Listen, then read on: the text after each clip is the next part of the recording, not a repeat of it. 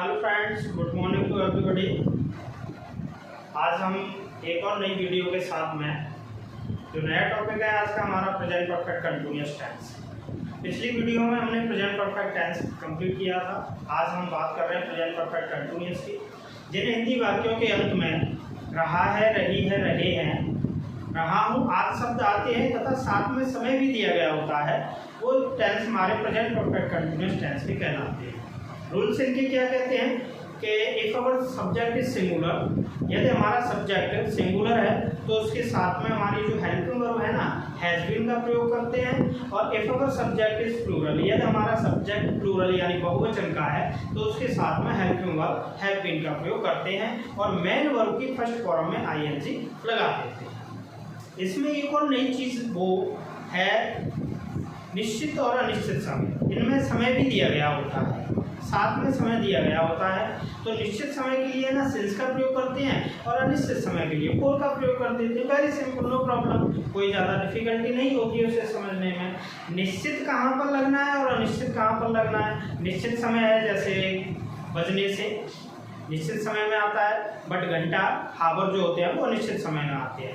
किसी दिन का नाम है जैसे संडे, मंडे, ट्यूसडे, निश्चित समय में आते हैं, लेकिन दिन आ जाए केवल के 2 दिन, 3 दिन, 4 दिन, तो वो अनिश्चित समय में आता है। महीनों के नाम है जनवरी, फरवरी, मार्च टू दिसंबर, ये निश्चित समय में आते हैं, लेकिन अगर यहीं पर वो ऐसे लिख के आ जाता है कि 2 महीने, 3 महीने, 4 महीने, तो वो अनिश्चित समय में चला जाता है।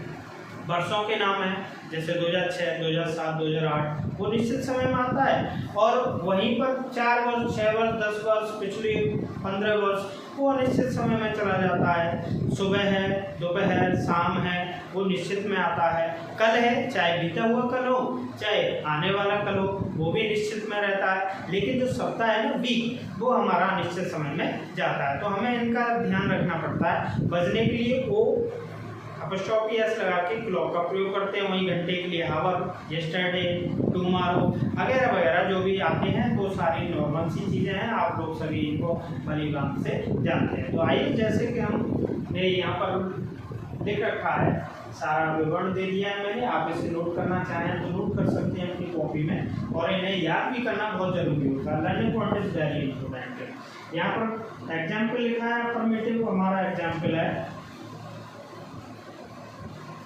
कि वह 4 बजे से अपना पाठ याद कर रहा है, तो वह सब्जेक्ट थी। अब कुछ बच्चे क्या है यहाँ पर कंफ्यूजन होते हैं, रहा है, रही है देख लेते हैं, लेकिन इसके अंदर जाके हमें ये समय भी देखना पड़ता है, इसलिए ये मस्त हो जाता है। समय नहीं देखा, ये आराम लगा दी तो वो गलत हो जाएगा। समय देखना पड़ता है, समय का यहाँ पर दिया गया होना बहुत ही आवश्यक होता है, तो उसे भी ध्यान से देखना है। तो he has been learning his lesson since 4 o'clock। Mohan 3 दिन से स्कूल नहीं जा रहा है, तो मोहन हैज़ नॉट बीन।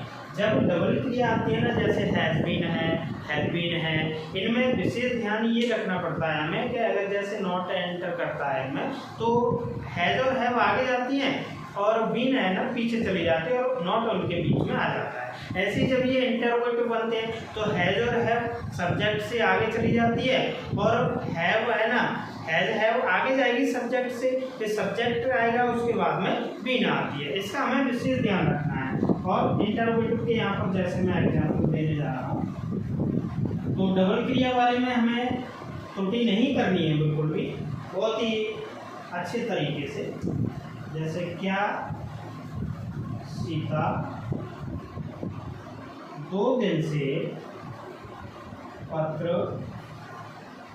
लिख रही है, कोई प्रॉब्लम नहीं होती है। तो सीता इज सिंगुलर, तो इसके लिए क्या लग जाएगा, हैज सीता बीन, जैसा कि मैंने बताया। और ये भी बताया कि इंटरोगेटिव टू नेगेटिव होता है, तो सब्जेक्ट के बाद में यहाँ पे नॉट आनी है यहाँ पर।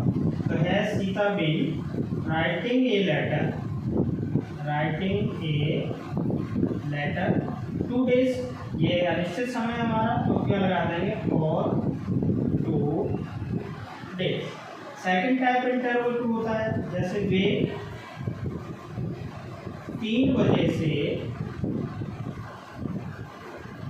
कौन सा खेल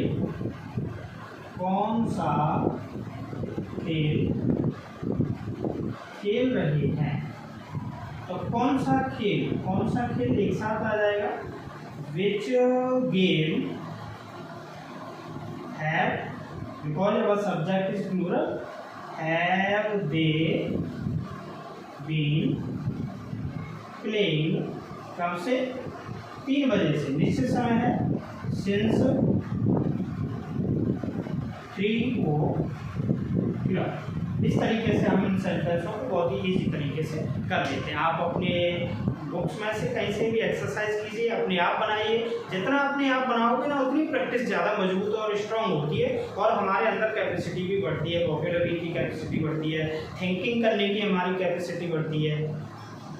अगली वीडियो के साथ में फिर मिलते हैं। इन सभी प्रेजेंट के, जितना भी हमने प्रेजेंट इंडेफिनिट से लेकर के प्रेजेंट परफेक्ट कंटिन्यूअस का बेस किया है, उन सभी की मिक्स एक्सरसाइज के साथ में मिलेंगे अगली वीडियो के साथ में। अच्छे तरीके से तैयारी करके आइए। मैं ऐसी बोर्ड पर यहाँ पर कराऊंगा, आप उनके आंसर देते जाएंगे, अपनी नोटबुक में करते जाएंगे।